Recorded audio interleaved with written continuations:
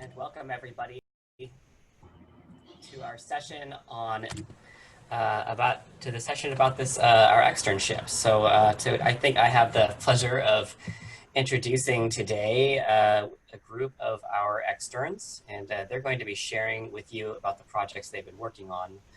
But to start with, we're going to talk briefly just about what the externship is about. So the idea of the externship is it's an internship that is done remotely or externally, and it came about because we were trying to figure out a way to introduce more people with disabilities to the international education field. And we were also trying to expand our own outreach. We're a small but mighty project based in Eugene, Oregon, and much of our reach is through our website, through our online resources, with some conferences thrown in there throughout the year. But we thought it would be a great idea if we could have NCDE advocates throughout the country in their own communities, organizing workshops, creating blogs, filming video series, all in an effort to spread our message of disability and international exchange. And so the idea of the NCDE Access to Exchange Externship was born. And this is actually our first flagship year of this externship. And essentially the expectations of each extern is that initially all of the externs have proposed to us as part of their application a project. And so we've had a variety of projects on the table, from advising students to creating film series. And so each extern has to complete the project that they have outlined for themselves. They're required to maintain an ongoing timeline so that we can kind of work with them and view their progress. Each extern also works with a member of the NCDE team who kind of acts as a point person, provides support with accessibility and also any sort of guidance that we can offer. And they will be finishing their externship projects at the end of September. And let's see. And at the end of the externship, they receive an honorarium of $500. And it's also important to note that accessibility is, as always, a valuable factor. And we want to make sure that as people are organizing webinars or creating new documents about this, that they're accessible. And so the externship also does include funding support for accessibility in case externs require support paying for an interpreter, for example, for a webinar or captions. And with that, and without any further ado, I'm going to go ahead and just bring up our first extern and let her introduce herself and her project. And so I'm going to hand the microphone off to Bobbi-Angelica Morris.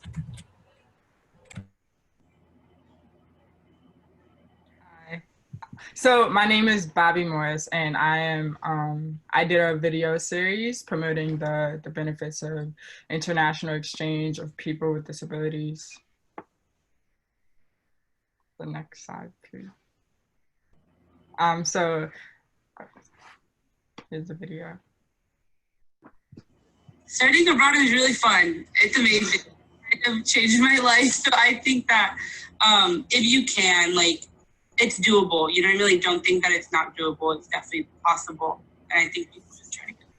So yeah, I had a lot of different experiences, and some good ones, some bad ones, Yeah. some that I look back on and I'm like, how did I survive through that? Going abroad was really awesome, and I definitely recommend it. I really believe that education and literacy is important for everybody. It's a little bit harder for us, for sure, because of the accommodations that we have to get. My main thing was just learning to be more assertive and be direct with people. Don't be afraid to share the fact that you have a disability, especially people that you're going to be surrounding yourself with for the most part, because they will try to, I'm confident they'll try to make accommodations. I think everyone should do it. I think it's a really great experience. I think it's hard, but that it's really still very manageable to study abroad as somebody with a disability, and that it might be even more important for people with disabilities to study abroad, to know that you can do it, and it'll change your life, and you can do it. So. The sky isn't the limit. Just find what place is right for you, you know, because every place is not going to be a good experience for every specifically disabled person. Disability can be supported, and it can be talked about, and it can have awareness about it, and people can know about it nationally, and it can be taught. Studying abroad was one of the best experiences of my life, and I definitely recommend that to other people. So that was the trailer for the upcoming series that hasn't been posted yet. So a little bit about me. Next slide. So there were 2 more slides before this, but a little bit about me is I'm currently a 3rd year undergrad at the University of Virginia. I had my spring semester abroad in New Delhi, India this past spring, so like right before COVID hit and in between the COVID hit. So I only spent 2 months in India, and I'm also a member of the Chronically Ill and Disabled CAVS at UVA, and I'm also a member of the Disabled Activism and Advocacy Committee at UVA. And currently, I am also doing some work with the American Sign Language program, just trying to diversify the faculty and the curriculum. And with the Abroad Disabled series, it's based on a personal experience of each disabled person. The important questions that I asked was the background about each disabled person and navigating through their disability, and the any preparations that they made for themselves before going abroad. Also asked about any accommodation failures that they faced while abroad, anything they learned about their disability while abroad, their experience abroad versus the experience where they grew up. Was their mental health impacted at all because of their disability at any point? And any advice and resources that they had for other people with disabilities that are seeking to study abroad. And this is... All right, hello everybody. My name is Johna Wright. And my project is a 2-part webinar series that aims to empower students with disabilities to participate in international exchange programs. Next slide. So just a little bit about me before I delve into my project.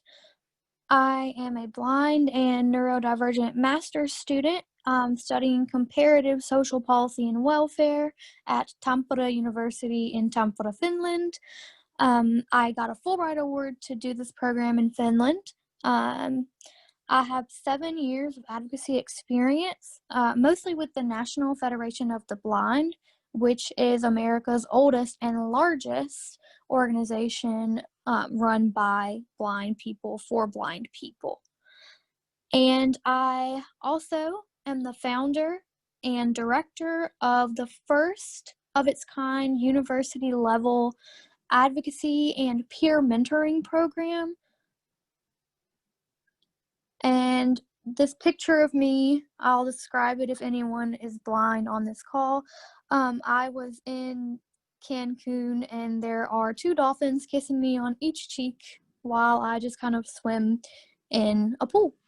So next slide. Perfect. So I'm going to jump straight into my project now.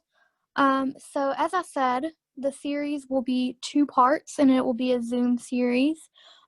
Phase 1 of the project will be focused on a panel discussion featuring representatives from IIE and other similar organizations that foster study abroad programs, study abroad advisors from universities, and people with disabilities who have studied abroad or have participated in an exchange. The idea of this is to get a wide array of perspectives on the process in its entirety, from applying to actually going abroad, to the process of getting scholarships. And then we will have a Q&A session on this call after the panel for students to ask any general questions or anything that would pertain to multiple students. We'll save the personal questions for phase 2, which I'll get into in just a second.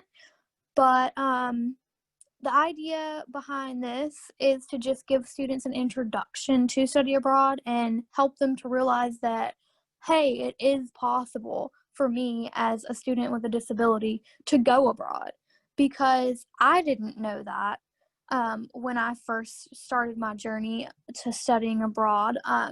I was exposed to the culture in South Africa, which I assumed wrongly would not be very accessible to me, but the people and the culture itself was so accessible and completely changed my mind about my ability to successfully study abroad. So after that, I went to Sweden as a Gilman Scholar, and then again to the UK as a Global Leader Scholar. And I would just like to be able to be there for students who are thinking about studying abroad but still have questions or still have their reservations or doubts about if they can study abroad. So that's basically the aim of session 1. Session 2 will take place on an individual basis. So I'll be doing one-to-one sessions with each student who participated in phase 1 and who is interested in one-to-one advising. There we will answer all of the specific questions, such as looking at their individual disability and their individual desires and wants and needs from a study abroad program. And I or a team of volunteers will assist with everything from picking a country to picking a school to actually making that happen by looking at different options, such as like affiliate programs versus an exchange, versus an internship even.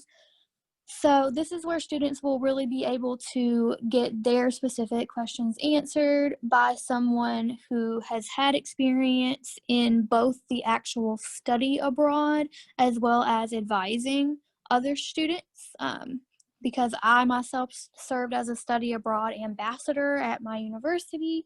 So myself, along with the volunteers, will be very qualified to offer this advising. And then basically after phase 2, we will keep track of each of the students' progress and see what percentage of them studied abroad, so that we can make the program sustainable and kind of change it or tweak it in a way that would be more beneficial to upcoming students, because this is something that I envision being sustainable and going on for years, whether or not I'm the person in charge of it or if I hand that off to someone else.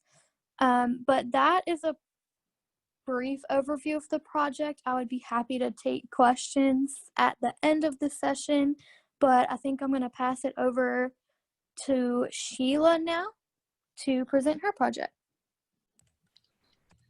Thanks, Johna. Go ahead, Sheila. Hello, everyone. My name is Sheila, and I'll be presenting about going to Italy and my project.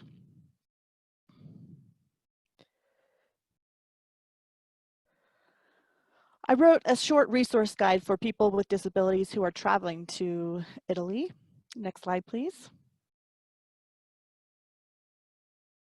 Let me introduce myself briefly. I grew up deaf, but I was oral and used lip reading until I was a college student, where I learned sign language in my senior year.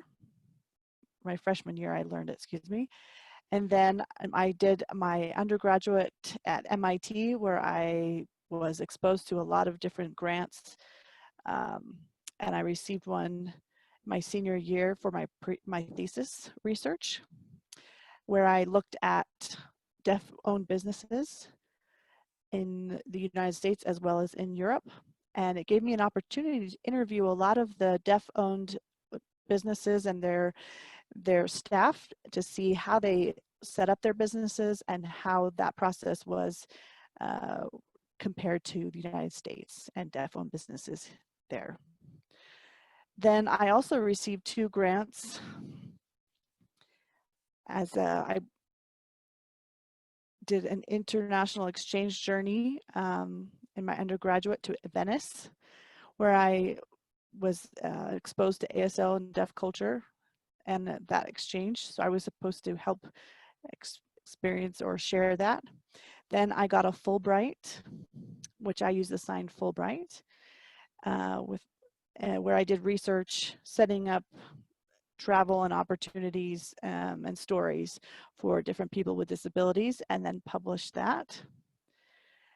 And then I moved to Italy and met my husband, who is Italian, and we've been married for 5 years.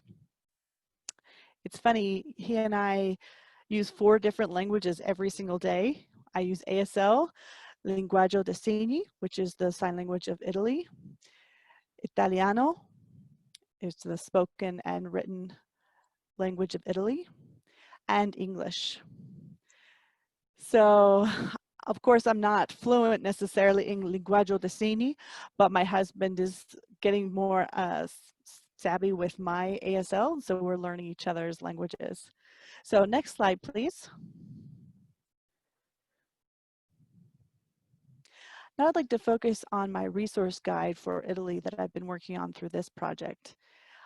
I wanted to make sure that people with disabilities, not only deaf, but any disabilities, would learn what kind of accommodations were available in Italy. I started a while back when I moved here to Italy, and I found that I was struggling to find out how to get connected with resources, and I didn't see any guide or anything that would help me do that.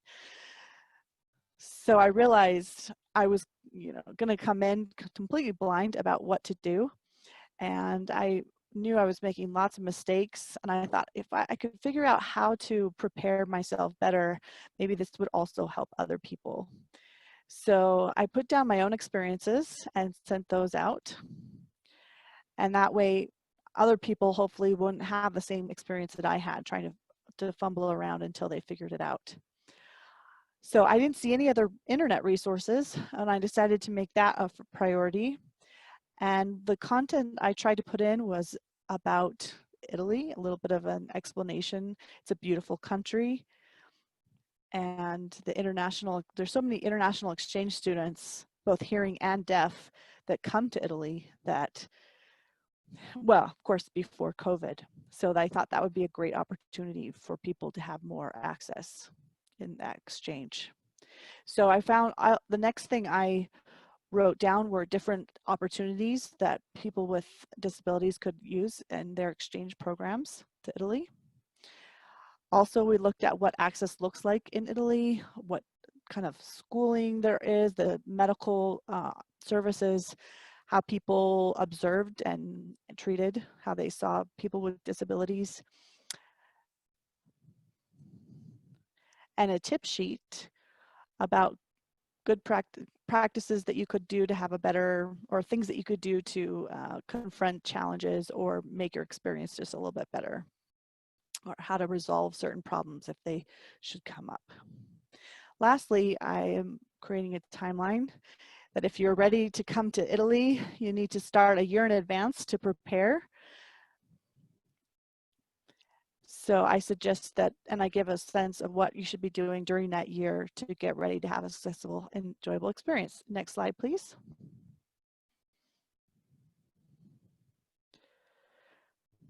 It's very interesting to, this is a way you can contact, so please sign up on my newsletter so that you can be updated with any information. It's sendfox.com/Sheila. And you can also email me at hello@sheilaxu.com for any questions that you may have that I haven't addressed already. Thank you, everybody. Great. I was just making sure my audio was functioning there. Well, at this point, you've all had the chance now to hear from our externs and to hear about their projects. We've got lots of time left.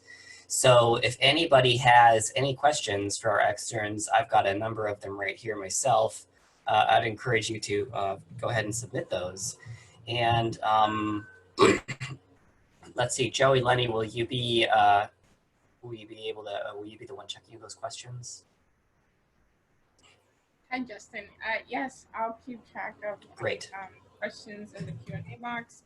And I'd like to invite all the externs to turn on their videos now so that the attendees can see them and they can answer the questions that come in. Perfect. So maybe just, I think you guys, all three of you kind of circled around this question a little bit, but maybe, I mean, I think kind of I got the sense from all of you that, you had you all have had exchange experiences and you all kind of had the sense that you maybe could have done with a little bit more information and support. But I guess kind of where did your motivation come for to apply to this externship and to take on sort of a project with our organization with responsibilities and I don't know, and doing these resources that you've dedicated your time to? I can answer first. So Great. I was originally supposed to do an internship this summer with a deaf and hard of hearing program at RIT, but it got canceled due to COVID. So I was just searching for other internships, externships that dealt with the disabled community, because I am like at a point in my life where I'm going through my deafhood. Like I didn't grow up around other deaf people. I didn't grow up around learning sign language or like other openly disabled people, honestly, either. So I think I really just wanted to get more connected with the disabled community, and this definitely has helped with that. That's a great story, Bobby. Thank you. Does anybody else have any thoughts? I would like to say something. Yes.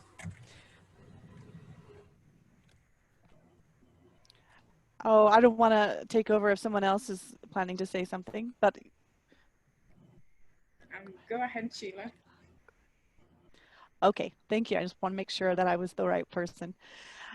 So I signed up for the program because I noticed that so many people were moving to Italy and they were asking me these questions anyway. And I thought it would be great to have a centralized place where people could learn about these issues so that if they didn't know me or they were just looking, they could find it on their own. So I thought this would be a great opportunity and would fill a gap in the knowledge. Brilliant.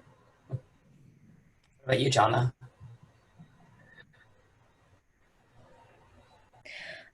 As someone who has worked with advocacy-focused projects for a long time, I am seeing every day that there's a lack of, I guess, knowledge and communication regarding disabled students. And just with my international exchange experience, I have become really passionate about international education. So it jumped out at me recently that there really needs to be some work in creating an inclusive space for students with disabilities and making sure that they have all the resources necessary to fully participate in a study abroad or an exchange. So as I was kind of just searching through things that I could do to help, I came across Mobility International, and I was like, perfect, this organization matches up with my interests and my ideals perfectly, and then I noticed that they were recruiting externs. So I just applied, and luckily I am here.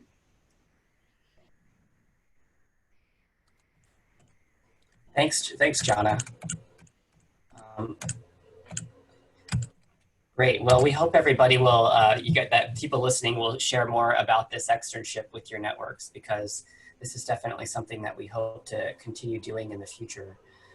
Maybe could each of you share just kind of a thought about something that you've learned so far? I mean, I know that I think many of you are still you're still kind of in the middle of your externships. You don't actually have to, you're not really gonna maybe have your projects finished for another month, but maybe if you could reflect on just something maybe that you've learned over the last month or so that you've been working on this.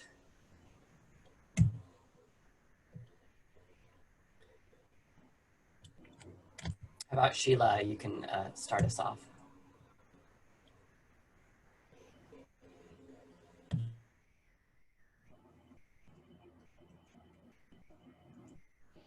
Well, it's funny. I don't feel like an expert in all accessibility issues.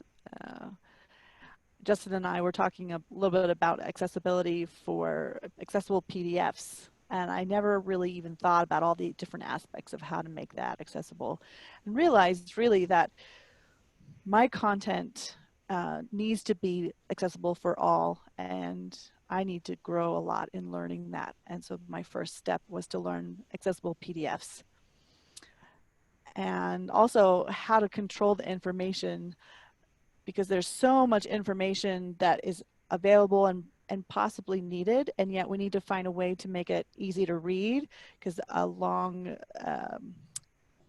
document can be very overwhelming for people. So figuring out which pieces can be shortened and summarized, and what things can be helpful for people that are not me, that I have to guess those things.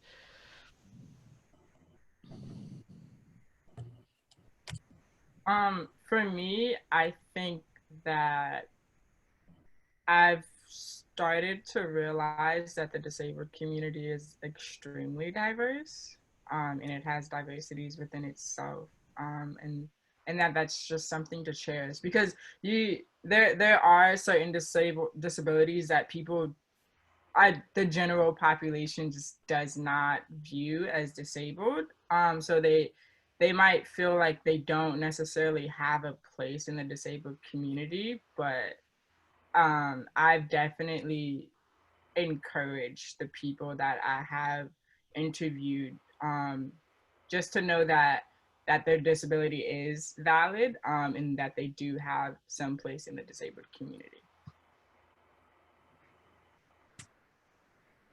That's a great comment. Yeah, actually, I recently read a book from I forget her name now, but it was a blind deaf woman who graduated Harvard Law, and just so much of what she was talking about sounded kind of similar to my life, and I was amazed at like how I feel like some of us were leading these super interesting lives that the rest of the population would really want to learn, we want to read about, but for us it can be just kind of daily. You can kind of forget. Yeah. What do you think, Johna? Yeah, definitely. So first of all, I think the name you're looking for is Haben Girma. She's amazing. Exactly. Yep, her book is so great. I would definitely recommend everyone read it. I've learned so many things from this internship, honestly, but I think one of the most useful things that I'm sure I will use for the rest of my career is project management and managing a team. That's something that I'm not as used to. I'm used to project management, but normally it's me doing everything. It's been a really new experience, keeping up with different team members and volunteers and delegating and assigning roles. So I've really enjoyed that aspect, and I'm super excited to see what else I can learn before my project is completed. Thank you. Thanks, Johna. Sure. Jerry Lenny, are there any questions that you can see in the box? Yes, there's a lot of questions. Hi, everyone. Jerry Lenny, the one who's been in the background so far. And we have some great questions coming in for you guys, which is great to see. So keep them coming. So the first one's for Sheila. And someone asked, does your guide address all disabilities?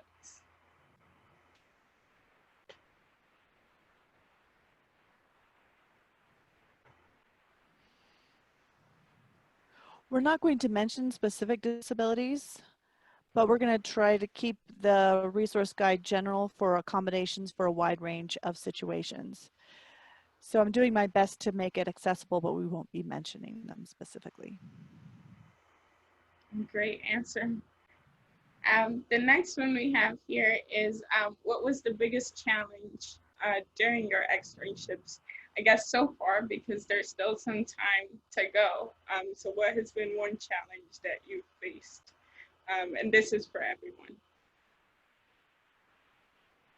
I think my biggest challenge during this externship was finding openly disabled people that wanted to participate in it. Like, I had to kind of sort of go through my universities to get people that have studied abroad, and I did a lot of searching on Twitter. The way that I went about it may not be the most professional way. Like, I just typed in disabled abroad and just direct message people that tweeted about it. And in the end, it all worked out, because I actually did hit the max that I wanted to do for my interview series. Great outreach, that's for sure. Johna, would you like to share? Sure. I think my biggest challenge so far has been dealing with non-responsive or slow responsive people, because for my project I'm reaching out to numerous disability organizations to recruit students who may benefit from the calls, and it's been tough, of course, with COVID and all that's going on right now, as well as just keeping in contact in general with large organizations. It takes some patience and some time and effort, and that's been a little challenging for me, but I've also learned a lot about being persistent, but also being polite about it. But yeah, that's pretty much what I have learned so far. Thanks for sharing. Sheila?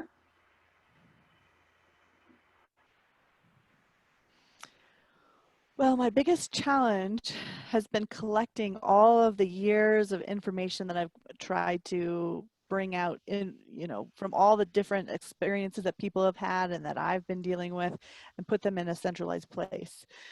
And I have to think about all the different parts of my life that I needed accessibility, and kind of compartmentalize them into places that will help to make a guide, accessible and understandable.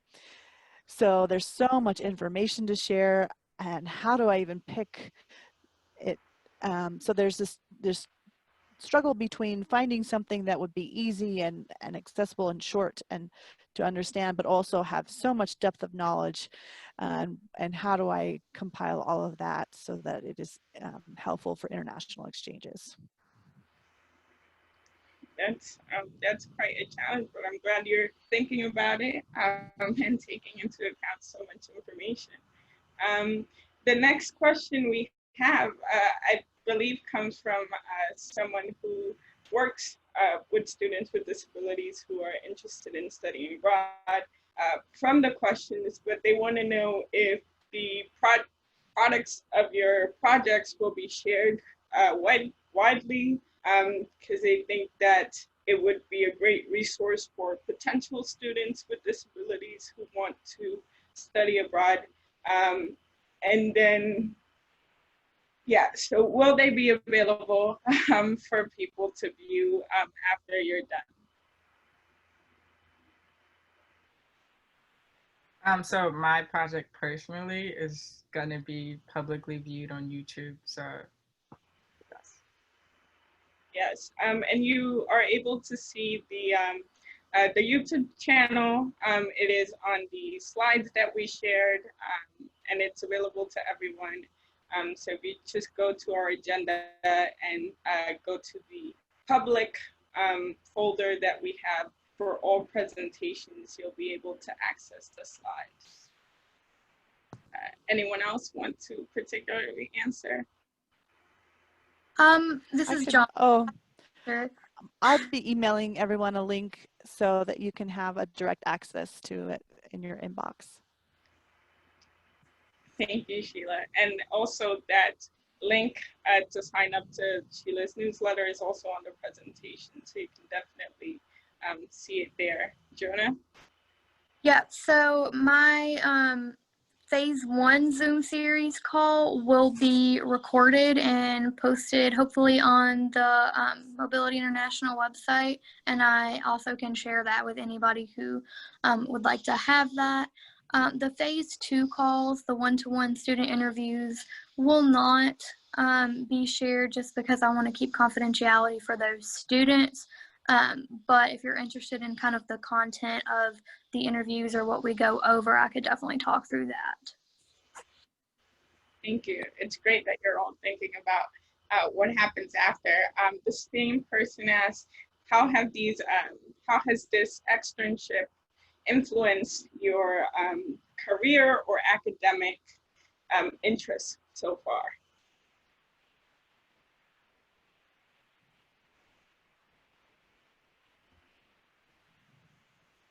So I am minoring in American Sign Language, so that's kind of the start of my disabled studies.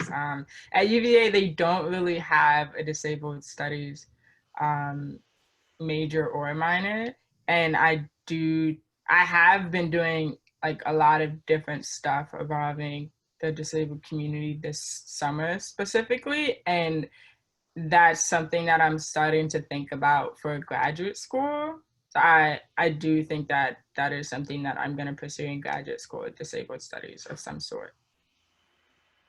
That's great. Anybody else?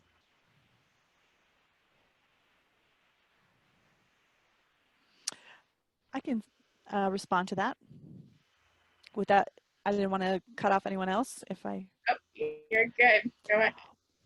I think this has really developed my interest in building social impact, you know, and looking at that, social impact businesses, especially revolving around the deaf community, because I feel like it's been something that, you know, bringing out these communities and these businesses, that businesses help the deaf community.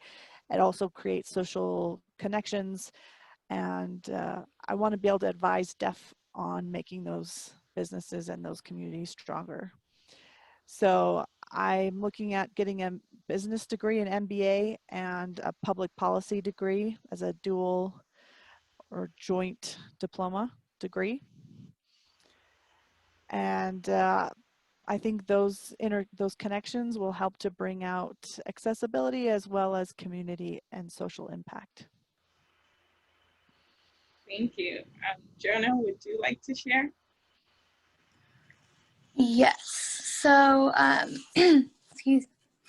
I think it's affected my future as far as the focus of my graduate degree. So I'm doing my Fulbright, of course, as I said, in comparative social policy and welfare.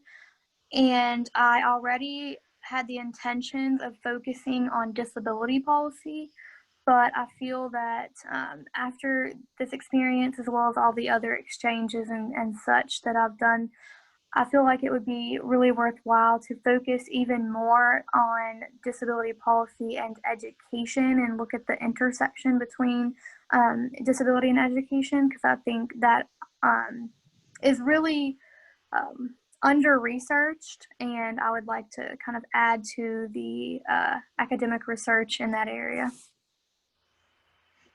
Thank you all for sharing. I'm definitely learning a lot more about your projects.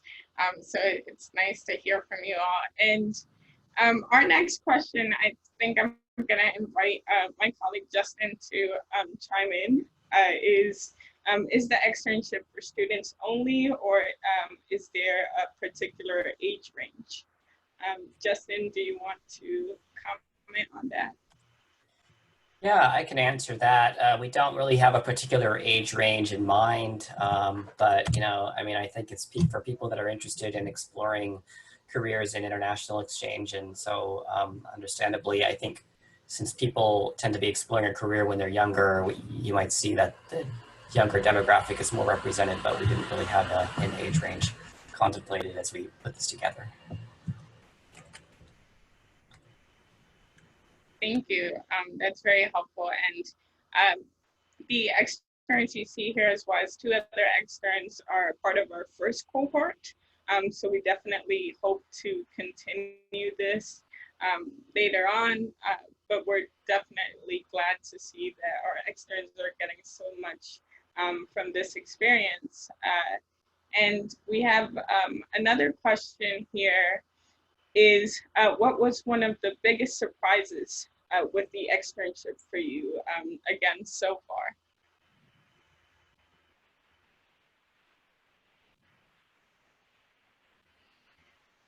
Anyone who wants to start?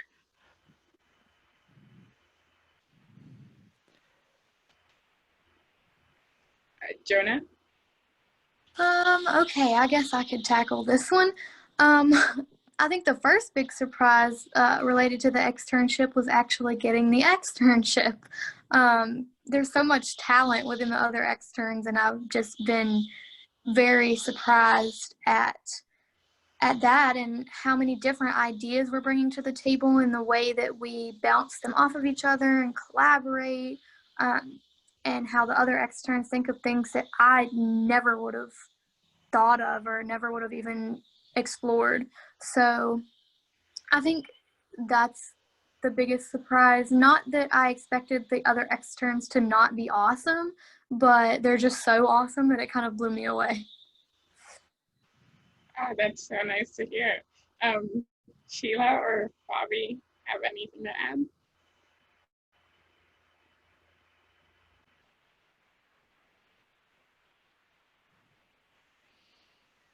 I don't think that I had any surprises when it came to the externship, and I do think that that's because that I came in it without any expectations of what it was supposed to do. I just came in ready to learn whatever I was supposed to learn and accomplish whatever I was supposed to accomplish. And it's definitely just been like a one thing after the next. Like, yeah, I don't think I had any surprises. Great. Sheila?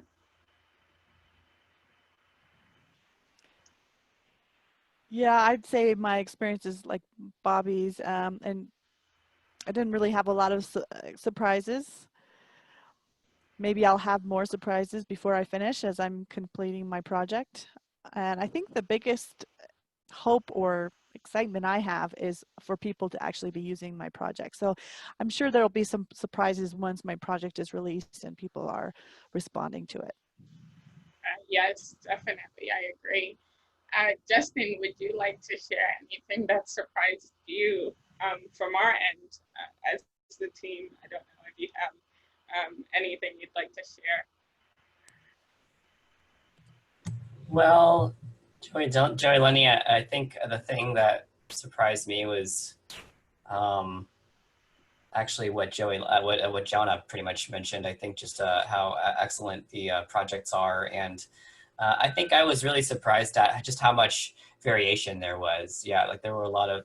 I don't think I really would have thought of any of these ideas myself. So, I mean, for me, my experience was in blogging. That was kind of my my way that I sort of shared about my exchange and tried to encourage other people to do it. So that's kind of those are my thoughts. Thank you. And actually, this next question again is, I guess, from our NCDE team sort of perspective. But someone asked, is there a difference between an internship and an externship? I would like to know more. So just if you have anything to add or any advice. other colleagues on the call are free to jump in. Yeah, I can. Yeah, I think Monica, our project manager, has a thought about where externship came from. I think we kind of like the word externship because it is in the, you're out there, you're in the community, it's external. In reference to the question though about whether or not there are also internships, historically our internship program at MyUSA has been running for several years now, since long before I joined in 2016, and the internships are in the organization in person here in Eugene, Oregon. And so the externship is really the first opportunity that people have had to work with us from their home community or from wherever they might be. But we were going to have an internship this year. Some of our internships were held up. I wonder why. So, but keep an eye out, keep following us, because in the future, we do plan to continue having internships once they come up with a vaccine. And just before I forget too, I want to mention that, as part of this externship too, I hope you'll all follow our newsletter and our social media resources, because our externs, once they finish their projects and once they start releasing their products, their final products, we're going to be making sure that those are shared with you, with the community. We're going to be doing a lot of work in the next couple of months to promote what our externs have created. So I hope that you'll continue following us with that. Monica, do you have a comment, question? Thanks, Justin. Yeah, I was just thinking about the evolution of the externship, especially the name. But yeah, we try to get creative with names just to maybe bring some attention to it and draw people in to apply for these programs. And we really like to build these new initiatives and see it sustain for the future. And we had a number of applications for this externship, and it really drew a lot of attention and incredible applicants in the cohort right now, just with the diversity of the projects. But originally, the externship was supposed to still be extern, so be done remotely, but to maybe go out into communities. So maybe, John is going to go and talk to a group of students, or to a student network with the National Federation of the Blind, or something kind of going out directly and literally into the communities. So this was still supposed to be more of a remote opportunity to begin with, but then after COVID, then we're like, we can still do this. We don't have to stop it.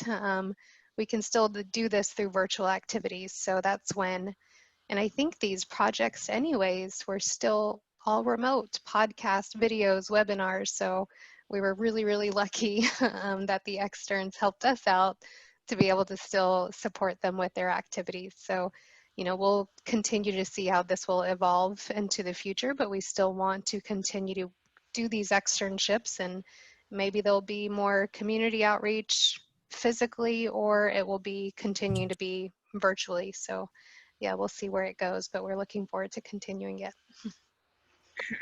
Thank you both for just giving us a deeper dive into the thought of the team as we plan these programs.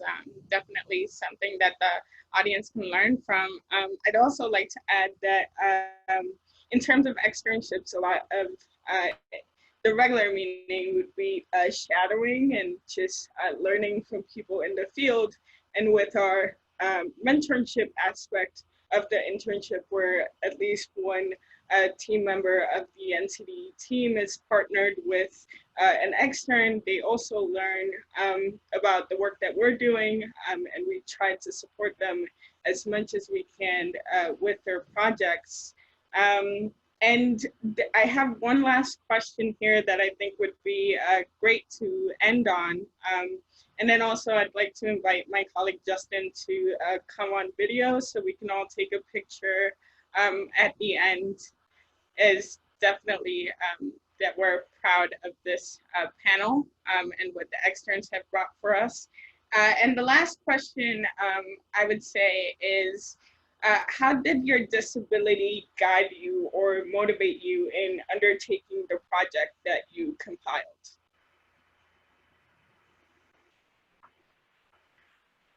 anyone who wants to start. And just before you start, I see that we have one more question here, and it's from someone asking if they can apply for this, but also mentioned that they don't have a disability. One of the things that we are trying to do with this externship in particular is bring students and professionals with disabilities to bring in their disability perspective into the international exchange field.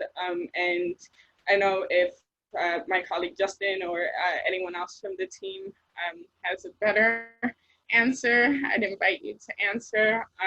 But I see Johna wants to speak on the question from before. Yes, thank you, Jolene. I think my disability played a large role in kind of coming into this project, especially since I saw such a transformation in myself before and then after my exchanges and study abroads. Every time I go abroad, I just feel this sense of empowerment and pride in myself and in the disability community, seeing that we're able to go abroad and that you always have people within the disability community to support you if you ever need anything while you're abroad. So I just really wanted other students to be able to experience those same feelings that I experienced, and this project is honestly the perfect way to help other students come into their disabled identities and be passionate about exchange and study abroad. That's great, Johna. Thanks for sharing. Bobbi or Sheila, if you want to answer. So my experience abroad was definitely one for the books. Even though it was only 2 months, so much happened. And I feel like me being the only Black and openly disabled person, because there were other disabled people on the trip with me, but I don't really think that it was a big part of their identity as much as it was mine. And I did find myself needing advice and needing to reach out to people to figure out what to do in terms of advocating for myself in terms of my disability. So just creating a platform for other disabled students that wanted to do that. I don't want to say so they didn't have to go through the same thing that I did, but so they could be guided through that experience in a way. Yeah, you guys are getting some really good answers. Sheila, if you'd like to share. Sure. Do you remember the story I ended on earlier about moving to Italy and looking for all the resources and fumbling around? I had so much missing information, so this was really the impetus for me starting a project like this, where I could share stories and experiences from my own history and my own time coming here to Italy, and then letting other people know what to do and what to avoid so they don't have those same obstacles. And I'd love to be able to get a sense for other countries as well. I may not have the depth of knowledge that I have here in Italy, but I'd love to be able to focus on other countries to give resource guides for those as well. And I'd also like to see more people with disabilities traveling abroad, studying, working, volunteering, interning. Any kind of exchange experience would really help give people with disabilities an I can attitude and a sense of self that I don't think you can get sometimes when you're just staying at home. So whenever I go out and I'm meeting new people, whether they're involved in the deaf community in different countries and learning their sign languages, I definitely gain a sense of understanding of the differences and learn and enjoy that opportunity. And so I hope that other people can have that opportunity as well. Thank you, Sheila. That's such a great way to wrap this session out. It's great. You guys have shared so much of your experience, and we thank everybody who sent in questions. You guys had great questions. And again, you can access the presentation for this session, and we'll be sharing the project, as my colleague Justin mentioned. Follow us on our NCDE Access to Exchange newsletter for the furthest information. And yeah, thank you all for joining us. Please do come to our closing remarks in 30 minutes. And yeah, bye. Bye, everybody. Bye.